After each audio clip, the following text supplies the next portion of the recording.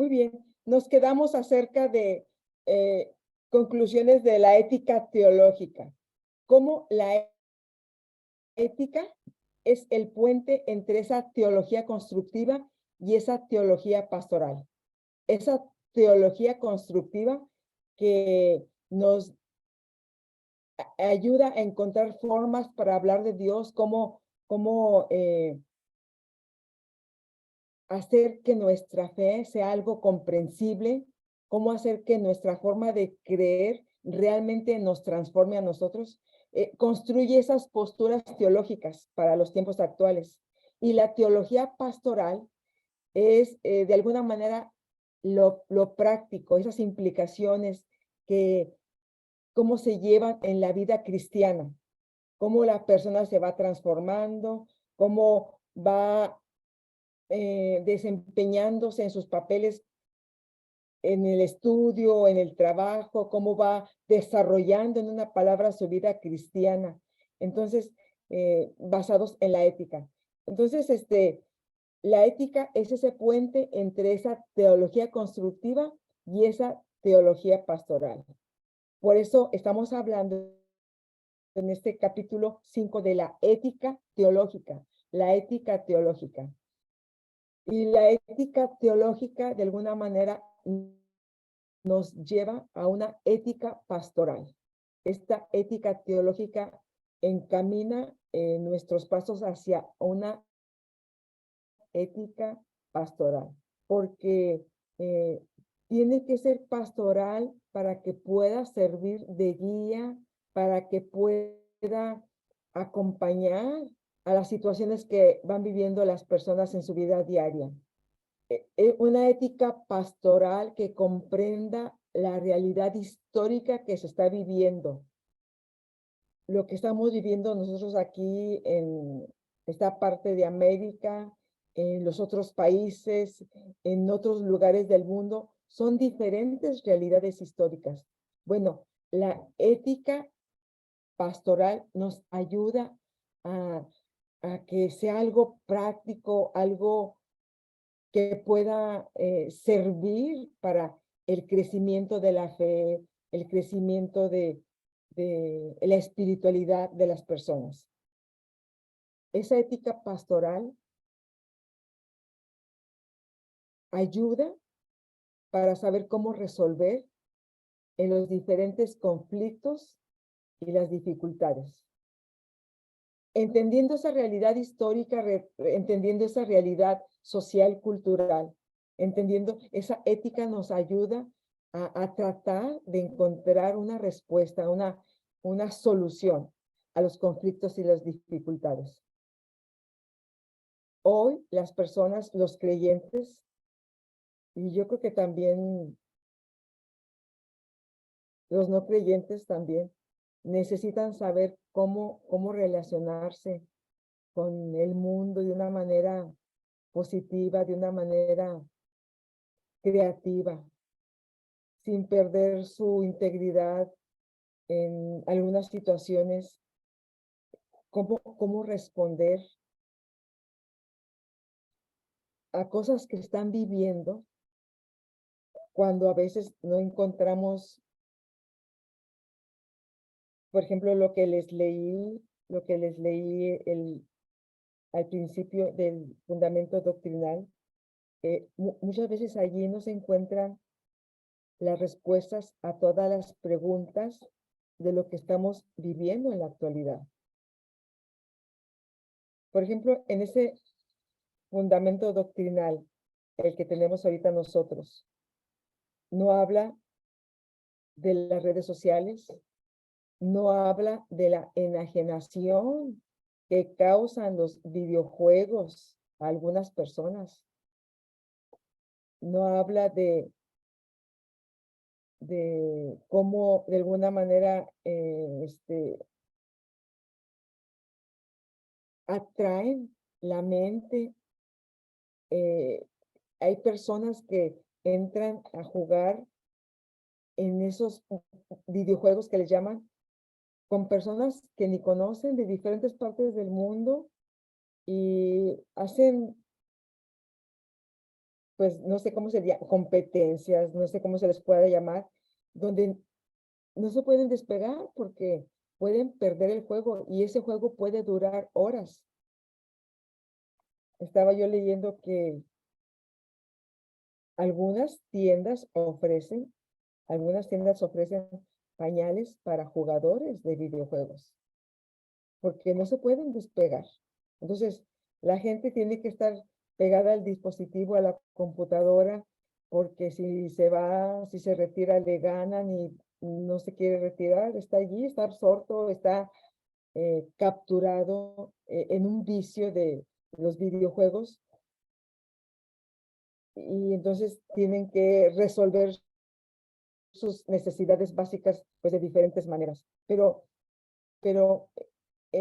muchas veces no tenemos respuesta a, a esas preguntas, a situaciones como las redes sociales, como la inteligencia artificial, como lo que ahora también se está tomando mucho auge, especialmente al norte de América, de que los adolescentes que deseen pueden cambiar su sexo, el cambio de género, y eso está tomando pues mucha fuerza en algunos estados de la Unión Americana, al grado de que lo pueden hacer muchas veces los jovencitos, aún sin la autorización de sus padres. Entonces, eh, muchas personas quieren saber cómo sobrevivir en este mundo, cómo relacionarse unos a otros y quieren respuesta a todo ese tipo de situaciones, todo ese tipo de dudas. Entonces, esta ética pastoral debe llevarnos a reflexionar, debe llevarnos a que la evangelización sea el llamado a la responsabilidad hacia el mundo y a la vida recta. Que la evangelización deba ser ese llamado a la responsabilidad. Una ética pastoral que nos haga vivir primero a nosotros el evangelio, que nos haga vivirlo, no nada más teóricamente, no nada más un día a la semana, o no nada más para cumplir algún proyecto temporal, sino que el evangelio sea parte de nuestras vidas para que también nosotros podamos compartir la evangelización como un llamado a la responsabilidad, un llamado hacia la responsabilidad hacia el mundo y hacia la vida recta. Hacer las cosas no por el deber ser, sino que sea algo natural, como una respuesta de la persona. Imaginemos una sociedad que tiene principios evangélicos para, para convivir unos con otros. Va a ser una sociedad responsable, responsable en el trato hacia las personas, en, en, en la respuesta hacia Dios, desde luego, y también en el cuidado hacia el medio ambiente. Entonces, esa es una de las dimensiones de esa ética pastoral a la cual estamos aspirando cuando leemos la Biblia, cuando sabemos que es la palabra de Dios, cuando conocemos cómo Dios se ha hecho presente en las diferentes épocas y cómo Dios se hace presente en nuestras vidas en este tiempo. También otra dimensión pastoral de la ética es a través de la consejería pastoral, tratando casos específicos de confusión moral y de sufrimiento causados por el pecado social. ¿Cómo llegar a ser esos consejeros que puedan tener orientación adecuada para personas que están confundidas con lo que están viviendo, con lo que están pasando?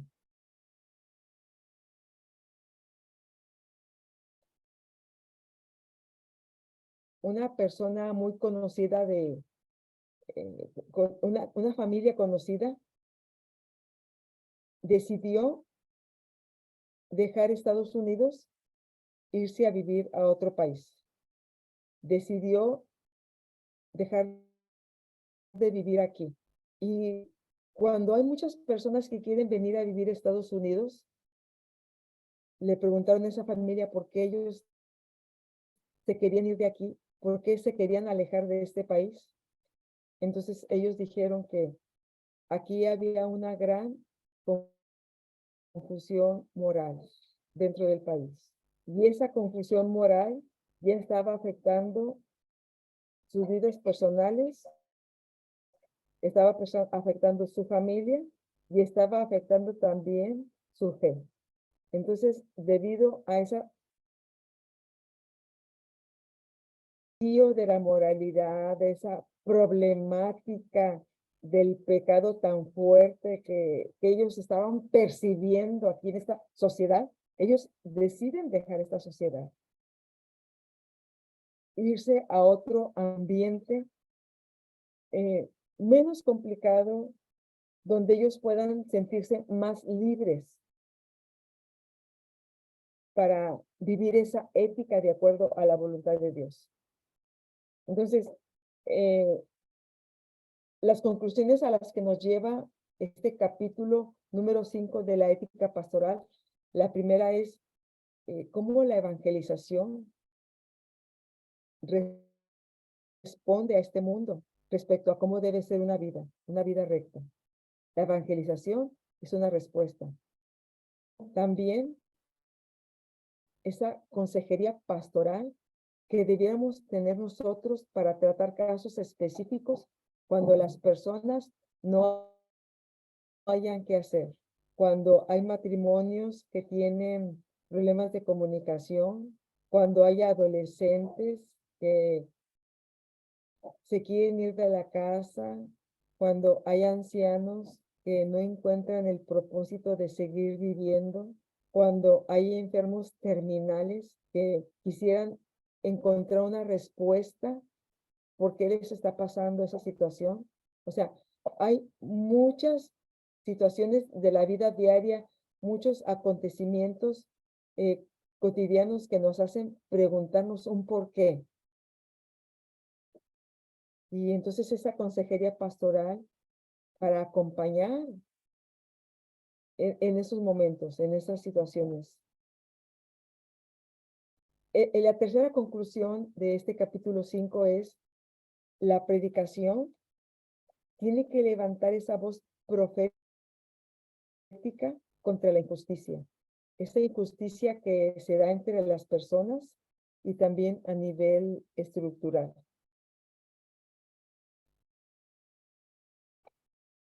La iglesia está haciendo esa voz profética en este tiempo.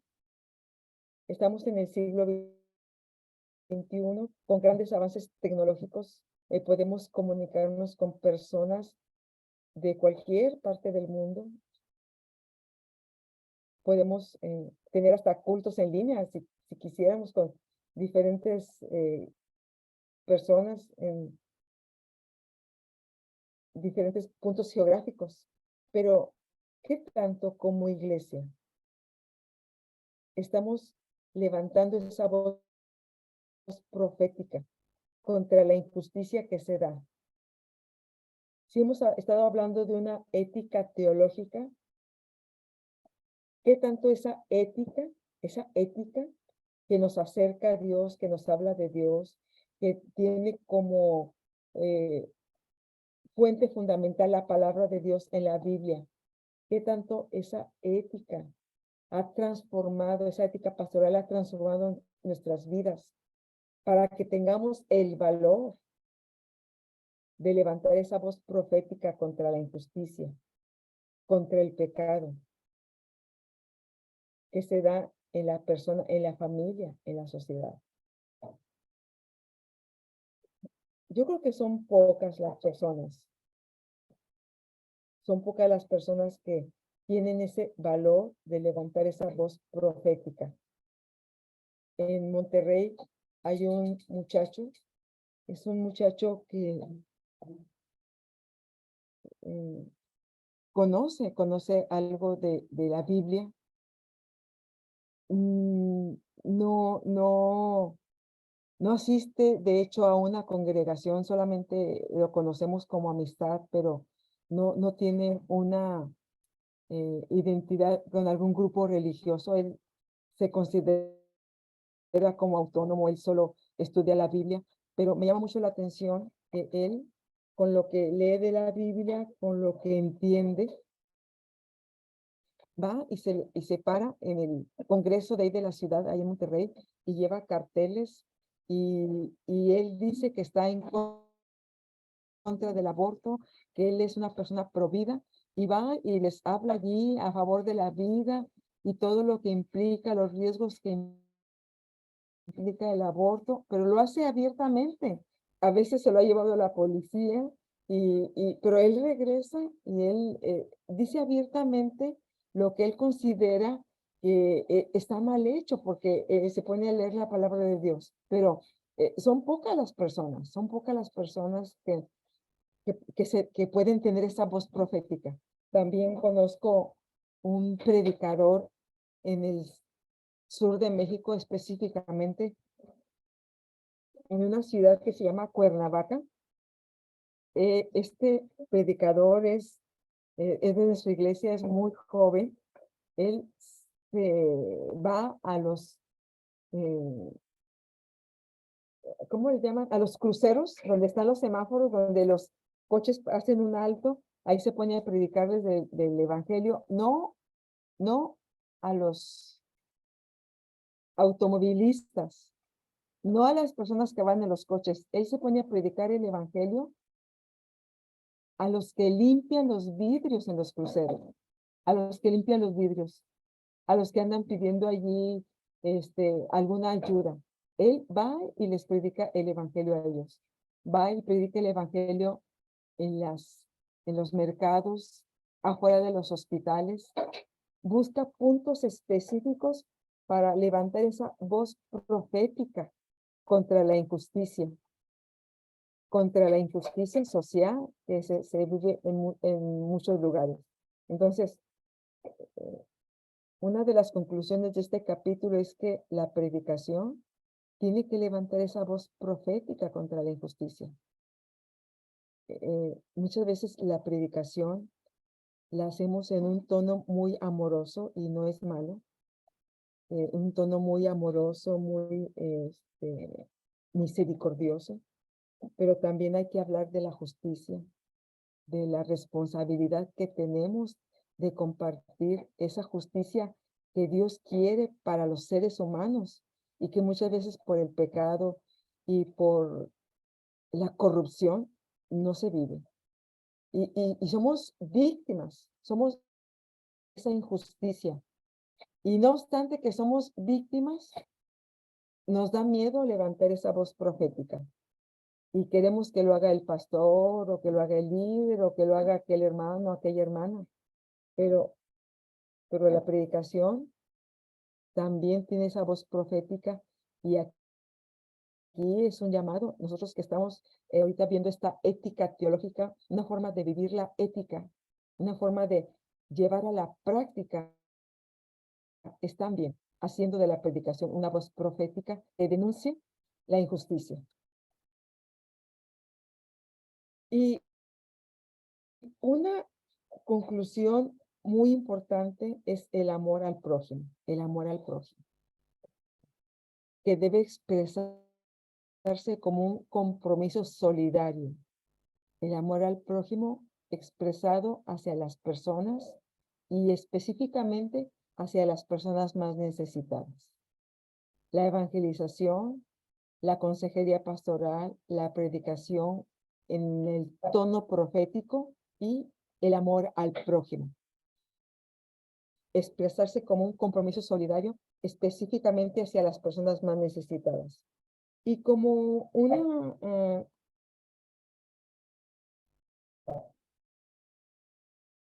conclusión sería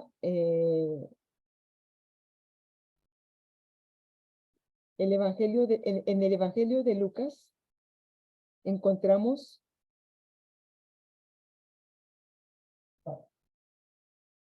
Lucas capítulo 7. Vamos a ver, hablando sobre este último punto, el amor al prójimo, expresarse como un compromiso solidario, especialmente con las personas más necesitadas.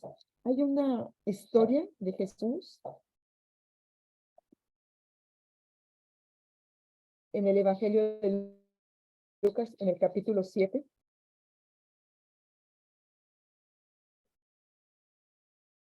En el versículo 36, solamente para conclusión vamos a hacer esta pequeña reflexión.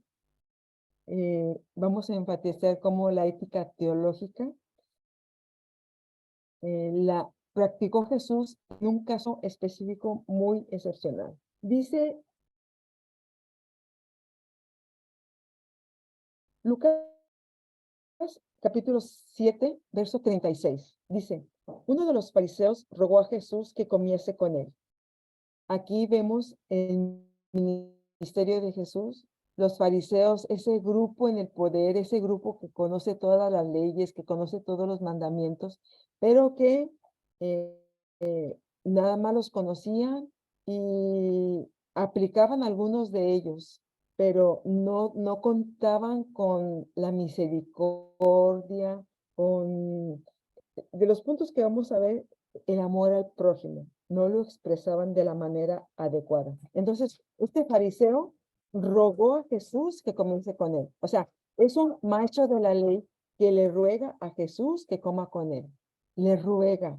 Él sabía la agenda de Jesús, que era llena de actividades, siempre proclamando el reino de Dios, pero estuvo rogándole para que fuese a comer con él. Entonces, Jesús accede a la invitación del fariseo y dice allí la segunda parte del versículo 36, y habiendo entrado en casa del fariseo, se sentó a la mesa. El fariseo logra su propósito después de estarle insistiendo a Jesús que vaya a su casa. Jesús dice que entra en la casa del fariseo y se sentó a la mesa. Jesús había invitado Jesús había sido invitado por el fariseo a una comida. El fariseo es un hombre muy organizado, es un hombre que eh, vamos a ver más adelante cuáles son los propósitos con los cuales lleva a Jesús, pero quizá también uno de ellos era pues mostrarlo a sus amigos, sentirse orgulloso de que Jesús había visitado su casa, mostrarlo quizá a los demás como un trofeo, no sabemos, pero el asunto es que Jesús accede a la invitación del fariseo y entra a la casa de este hombre. El fariseo tuvo que haberse preparado para invitarlo, para tener su casa lista, para tener todo en orden, para que cuando llegara Jesús, él se sintiera bien. Pero veamos lo que dice el verso 37. Pasa algo inesperado. Entonces, una mujer de la ciudad, dice el verso 37, entonces una mujer de la ciudad que era pecadora, al saber que Jesús estaba a la mesa en casa del fariseo, trajo un frasco de alabastro con perfume. El verso 37 nos habla de un personaje que no estaba dentro de los planes del fariseo. El fariseo solamente había invitado a Jesús y seguramente también había invitado a sus amigos, pero hay una persona que entra sin permiso. Hay una persona que entra sin ser invitada. Ella no estaba contemplada dentro de esta comida. Y dice que es una mujer de la ciudad, con una característica especial, pecadora. Así es definida por el evangelista, como una mujer pecadora. ¿Cómo se sabe que es pecadora? Quizá la conocían, quizá sabían dónde vivía, quizá por la ropa, quizá por su forma de hablar. Algo en ella la delata que es una mujer pecadora. Y por lo mismo, el hecho de que sea una mujer pecadora la convierte en un grupo marginado, un grupo eh, que no, con el que no se puede convivir, con el que no se puede hablar. Un grupo diferente, un grupo de personas, sí, pero un grupo de personas que son olvidadas, que no son tomadas en cuenta. Es una mujer pecadora. Y cuando sabe que Jesús está a la mesa, trae algo con ella, trae algo consigo, trae un frasco de alabastro de perfume. Y dice el verso 38, y estando detrás de él a sus pies, y estando detrás de él, ella inmediatamente sabe quién es Jesús. Yo quiero imaginarme el escenario en esa casa de Simón, el fariseo. Quiero imaginarme cómo tiene todo en orden, cómo quizá están los invitados, cómo está la comida ya preparada, o dice que ya estaba la mesa. No eran las mesas como las que tenemos ahora, eran unas mesas pequeñitas, como unas mesas sin patas, solamente como unas literas que se ponían sobre el piso. Se recostaban las personas, se inclinaban sobre un hombro y con la otra mano estaban tomando los alimentos para llevárselos a la mesa. Estaban recostados prácticamente en el piso. No había sillas como las que vemos ahora, no son mesas. Entonces, esta mujer cuando entra, ve esas personas que están ya en la mesa, alrededor de la mesa, de esta mesa con los alimentos, y están en el piso. Entonces, ella dice que estando detrás de él, a sus pies, ella, en el grupo que estaba allí, inmediatamente identifica a Jesús. Jesús era un hombre judío. Jesús, no sé si traía barba, si traía su turbante, pero la ropa común de ese tiempo era un manto, la túnica, el cinto y un manto con el que se cubría la cabeza. Entonces, esos eran principalmente la ropa con el que se vestían los hombres judíos en el tiempo de Jesús. Y Jesús era un hombre de su tiempo. Quizá traía su túnica, su manto, su cinturón, su turbante, no lo sé, pero esa mujer, aunque los vea todos con vestidos de la misma forma, con el mismo tipo de ropa, ella sabe inmediatamente quién es Jesús, porque ve a los pies del maestro y dice que está llorando, llorando, así dice el verso 38, y estando detrás de él a sus pies llorando, pero estaba llorando de una forma que dice que comenzó a regar con lágrimas sus pies. Era tanto el llanto que tenía, era tanto el llanto que brotaba de sus ojos, que con esas lágrimas empezó a enjugar los pies y con sus cabellos, con sus lágrimas y con sus cabellos, estaba ella tocando, lavando y secando los pies del maestro. ¿De qué forma estaría llorando? ¿De qué forma estaba ella en ese acto? No le importaba los que estaban alrededor, no le importaba que estaba en una casa que no era la de ella, no le importaba haber entrado sin permiso. Ella estaba haciendo un acto profundamente espiritual a Jesús, al Hijo de Dios. Estaba haciendo un acto de adoración y estaba concentrada en lo que estaba haciendo.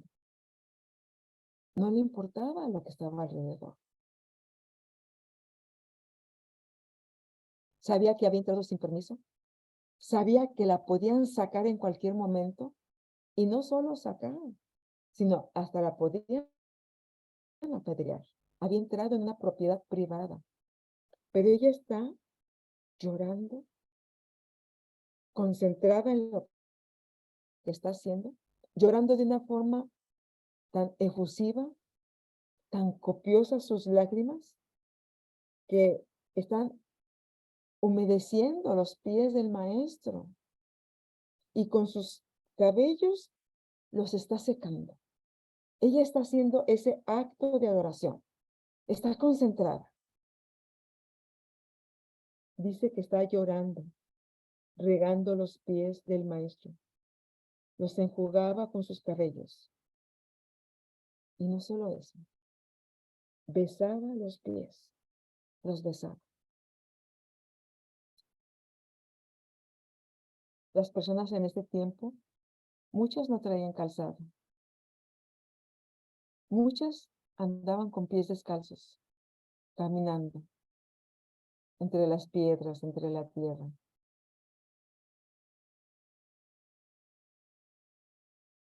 Cuentan algunos historiadores que los zapatos, que eran unas piezas gruesas de cuero con algunas cintas, solamente los tenían las personas privilegiadas. Entonces los zapatos no los tenía cualquier persona. Esas sandalias, no sabemos del maestro, pero eran unos pies cansados, unos pies lastimados por las piedras, llenos de tierra. Y ahí está esa mujer que los está lavando con sus lágrimas, que los está secando con sus cabellos.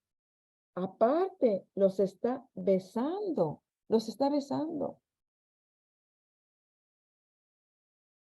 ¿Qué acto de adoración tan profundo está realizando ella? No le interesa quién la está viendo. Ella está concentrada, se ha encontrado con el Hijo de Dios, está haciendo ese acto de adoración profundamente concentrada en lo que está haciendo. No le interesa las burlas, ni las críticas, ni el peligro, ni el qué dirán. No le interesa. Ella está en un acto de adoración al Hijo de Dios, porque lo identifica, porque lo reconoce, porque sabe quién es.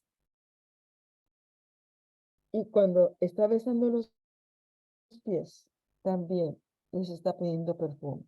Ese perfume que había traído, con el que había entrado a esa casa, ese perfume, ese líquido costoso, especial, ella lo está derramando en los pies del maestro.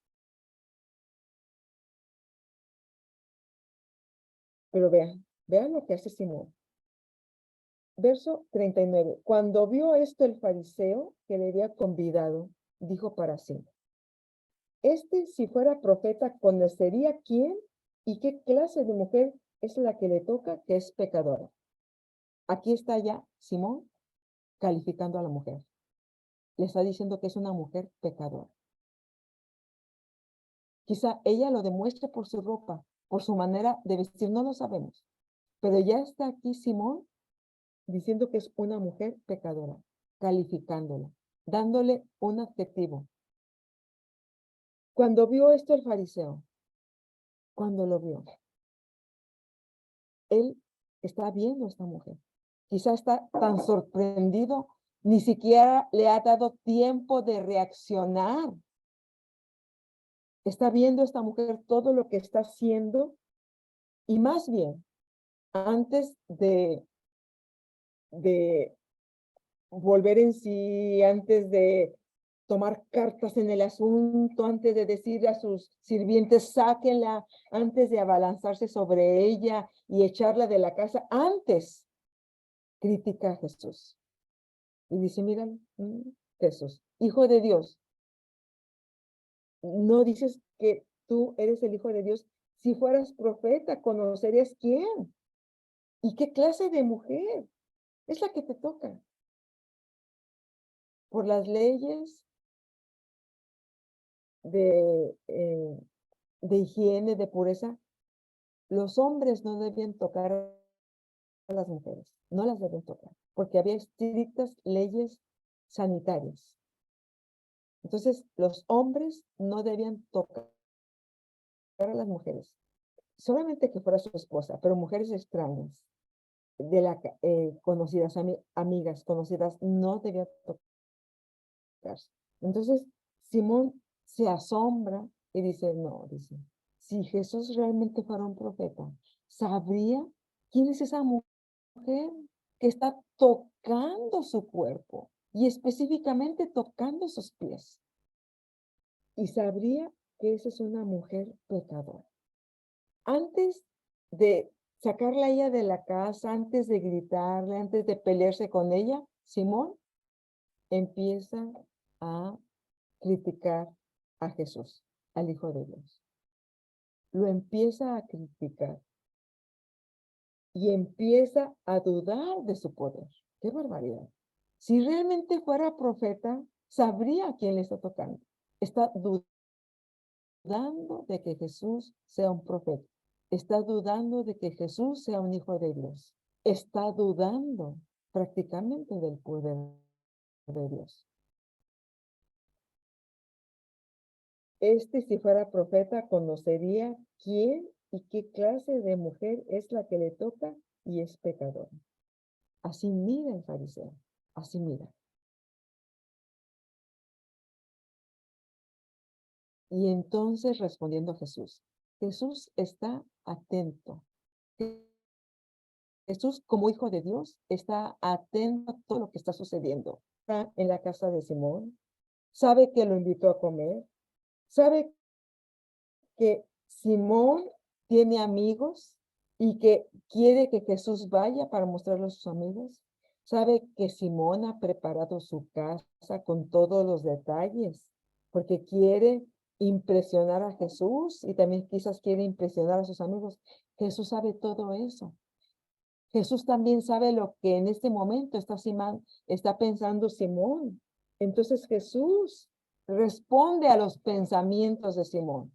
Simón está pensando, si Jesús supiera quién es, realmente ni profeta es, porque se está dejando tocar sus pies por una mujer pecadora. Entonces respondiendo Jesús le dijo, Simón, una cosa tengo que decirte. Jesús no empieza a hablar con la mujer. Jesús responde a los pensamientos de Simón y le dice, Simón, una cosa tengo que decirte. Y él le dijo, di maestro, un acreedor tenía dos deudores. Uno le debía 500 denarios y el otro 50. Y no teniendo ellos con qué pagar, perdonó a los dos. Di pues, Simón, ¿cuál de ellos le amará más?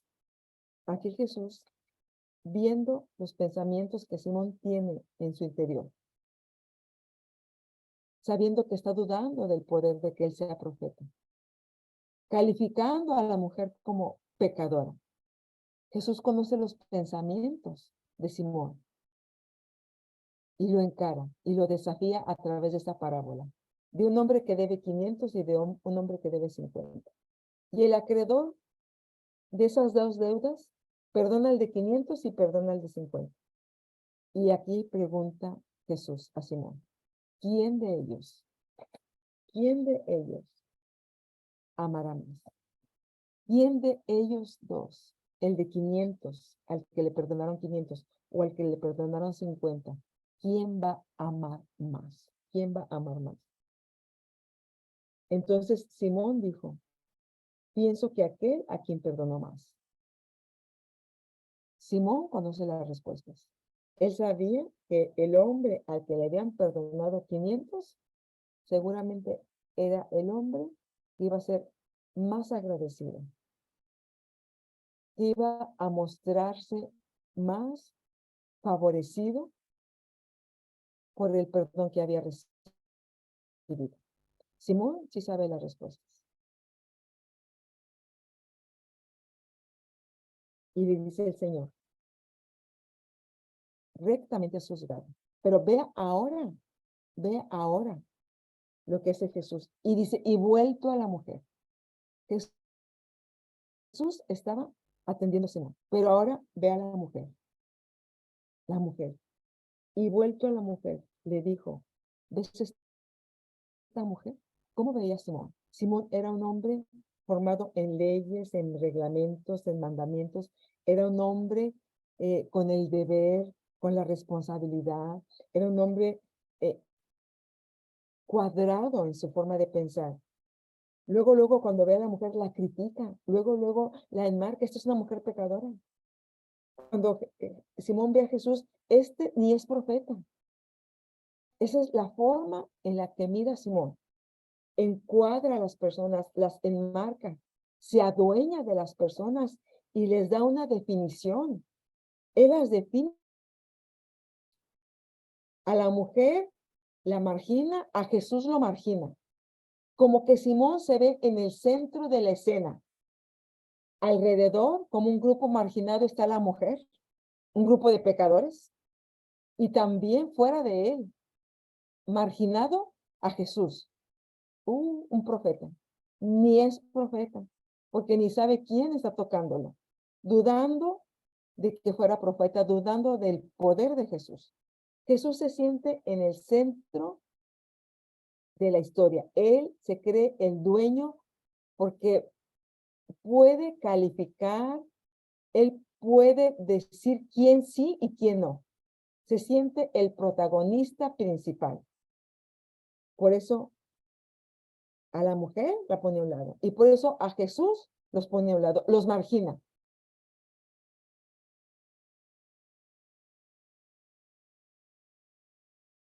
Y vuelto a la mujer, dice el verso 44. Dijo Jesús: Simón, ¿ves esta mujer? ¿Ves esta mujer? ¿Cómo mira a Simón? De una manera crítica, fría, margina, separa, divide, corta, rechaza. Así ves Simón. ¿Y cómo ve Jesús? Vemos a la mujer, de un lado está Simón, con su forma de verla, y del otro lado está Jesús. ¿Cómo ve Jesús? ¿Cómo ve Jesús al ser humano? En el último punto de la conclusión de la ética teológica, dice que el amor al prójimo debe expresarse como un compromiso solitario con las personas más necesitadas. Eso es lo que está haciendo Jesús. Está expresando en estos momentos un compromiso solidario con la persona más necesitada en la casa de Simón el Fariseo.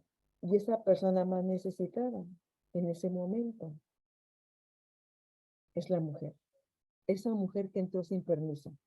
Esa mujer catalogada como pecadora y que lleva un perfume en sus manos y que ha estado postrada derramando lágrimas sobre los pies del maestro y que los ha estado jugando con sus cabellos y aparte los está besando y aparte los está ungiendo con perfume. Y le dice Jesús a Simón: ¿ves esta mujer? ¿Cómo mira Simón? ¿Y cómo mira Jesús? Los dos están viendo el mismo cuadro. Los dos están enfocados en la misma escena. Simón desde su legalismo, Jesús desde su misericordia. Un mismo punto de referencia. Y aquí viene la acción de Jesús. Ya habló Simón, ahora va a hablar Jesús. ¿Ves esta mujer? Entré en tu casa y no me diste agua. No me diste agua para mis pies. La costumbre oriental, la urbanidad, las reglas de urbanidad señalaban que a los visitantes se les debía lavar los pies, refrescarles los pies, porque venían de caminar. Los caminos difíciles, secos, hacían que los pies se sintieran lastimados. Entonces se les refrescaba poniendo un poco de agua a los pies de los invitados. Y no lo tenía que hacer Simón. Él solamente tenía que llamar a las personas que le servían para que trajeran el agua y alguno de los sirvientes de Simón podía haber hecho a nombre de Simón este acto de urbanidad hacia Jesús. Pero lo que le dice Jesús es un reclamo. Entré en tu casa y no me diste agua para mis pies. No me diste agua. Mas esta mujer no fue y trajo agua tuya, no. De sus lágrimas ha regado mis pies y los ha enjugado con sus cabellos. Tú no lo hiciste, Simón. Tú no usaste de tu agua. No usaste tus tinajas para refrescar mis pies, pero ella, con sus lágrimas, ha ungido mis pies. Verso 45. No me diste beso, mas esta, desde que entré, no ha cesado de besar mis pies. Ofrecer agua para lavar los pies, dar un beso, era otra señal, donde se reconocía la autoridad de los visitantes. Y Jesús le está reclamando a Simón que él, como el anfitrión de la casa, no le dio ese beso de bienvenida a Jesús. No se lo dio. Pero la mujer, esa mujer criticada, marginada, fuera de la realidad de Simón, ella, dice el texto, no ha cesado de besar mis pies, no ha dejado de besar mis pies. El tercer reclamo para Simón, no ungiste mi cabeza, no ungiste mi cabeza con aceite. Simón seguramente tenía muchas botellas con aceite en su casa, porque ungir con aceite era una costumbre oriental, destinada para las personas importantes, para los invitados, dignatarios, para la gente que tenía un puesto especial en la sociedad.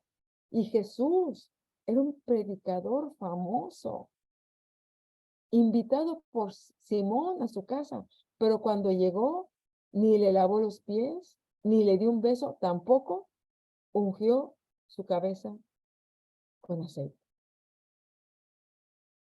No lo hizo, Simón, no lo hizo. Dice, mas esta mujer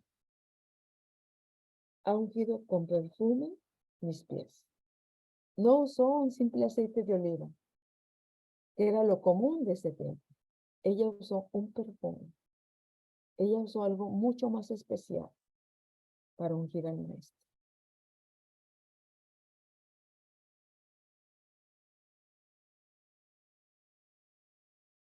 Y aquí vienen las palabras de Jesús.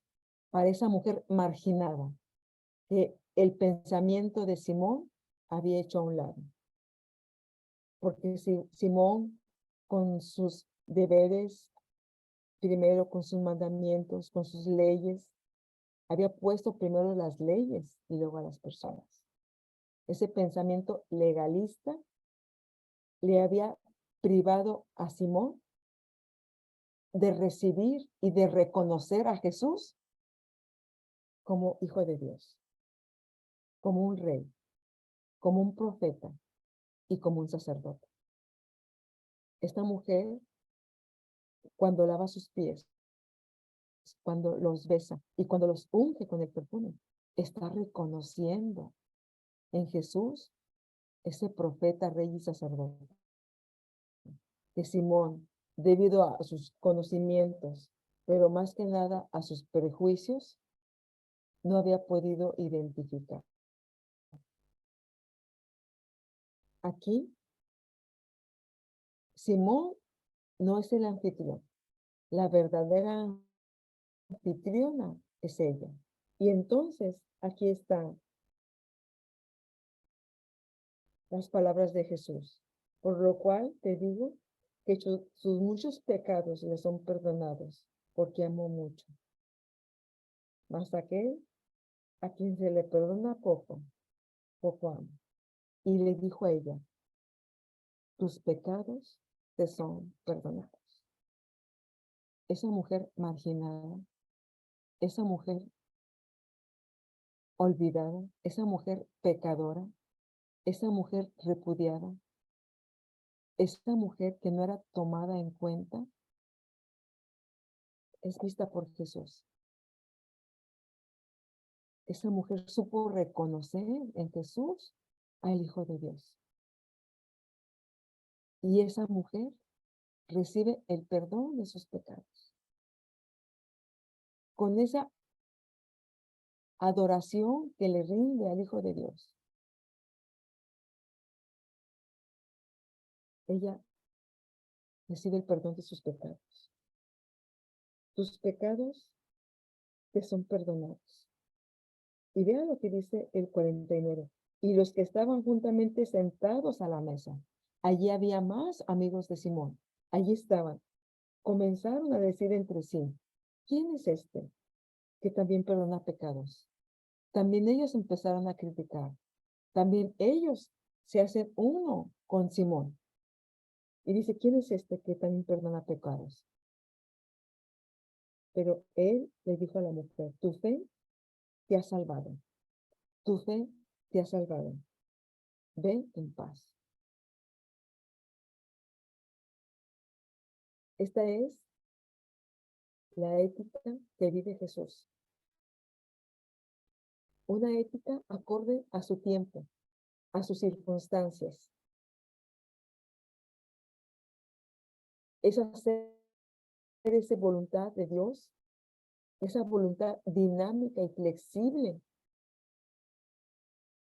que no está fuera de la realidad, sino que se hace presente en un hecho de la vida diaria. Cómo se hace presente en esa casa de Simón. Cómo se muestra esa presencia de Dios. Cómo se percibe esa voluntad de Dios en ese diálogo de Jesús con esa mujer.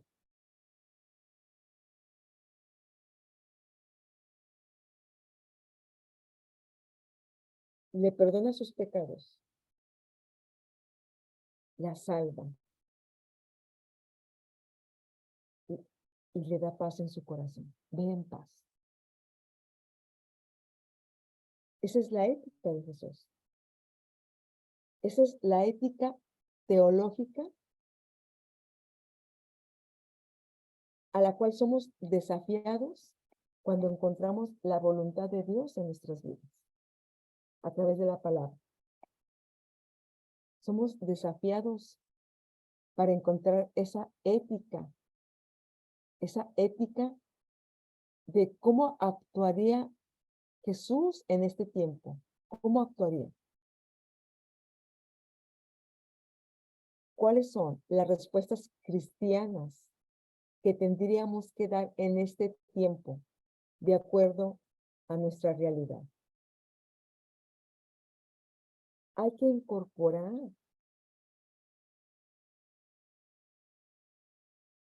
toda esta ética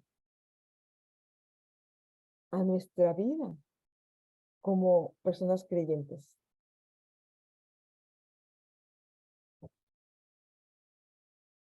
Jesús utiliza esa ética en favor del marginado, en favor de el pobre, del pequeño. Así la utiliza Jesús.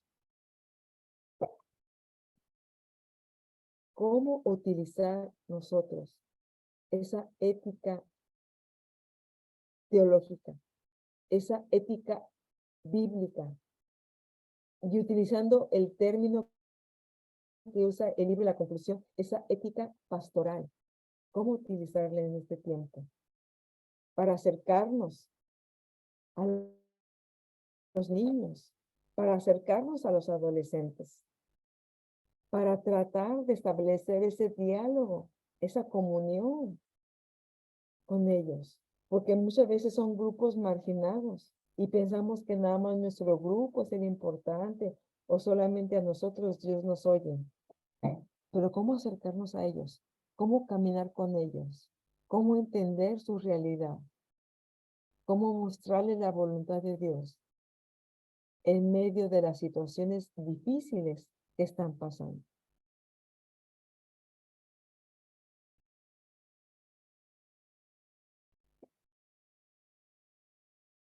Hay que incorporar estas acciones éticas, esta ética pastoral a nuestra vida personal, también a nuestra vida en la iglesia. cómo somos, cómo nos comportamos.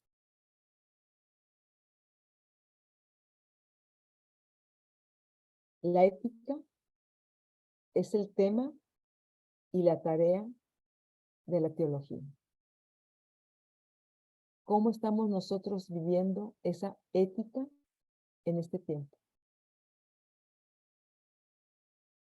¿Cuáles son las respuestas que estamos dando? Quizá siempre sea muy bueno recordar cómo actúa Jesús. ¿Cuáles son los valores que muestra Jesús en su ministerio para favorecer no solamente a un grupo, sino a todos los grupos sociales? ¿Cómo le podemos hacer nosotros para tener esos elementos, esos recursos? Definitivamente, nuestra tarea seguirá consistiendo en leer la Biblia, leer, ver el contexto donde se escribió, pero tratar de extraer para nosotros el texto para nosotros, después de ver su contexto, de ver para nosotros cómo aplica, cómo aplica, cómo aplicar la misericordia, la justicia, el juicio, la bondad, la paciencia, la mansedumbre, la templanza, cómo aplicarlos en este tiempo, en nuestra vida, con nuestra familia, con la gente que nos rodea. Bueno, pues esta es la clase del día de hoy, martes 18 de mayo. Hemos concluido el capítulo número 5, la ética teológica. La ética teológica. Vimos cómo la teología se relaciona ampliamente con la ética. La ética y la teología van juntas. Y cómo esa ética teológica es esa ética bíblica que aprendemos en la palabra de Dios. Cómo se va mostrando ese Dios en los diferentes tiempos que va viviendo el pueblo. Ese pueblo de Dios que el Señor llamó y que hasta el día de hoy seguimos en este peregrinaje por este mundo. Cómo la voluntad de Dios sigue guiando hoy a su pueblo, a su iglesia en este tiempo. Cómo usa esa Biblia en el quehacer ético cristiano. Y recordar el marco de referencia que tenemos en el paradigma protestante, que es cristocéntrico, y cómo la gracia y el amor son características definitivas de ese Dios que tenemos.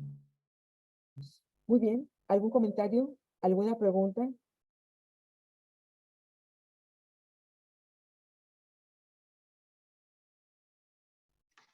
Permiso.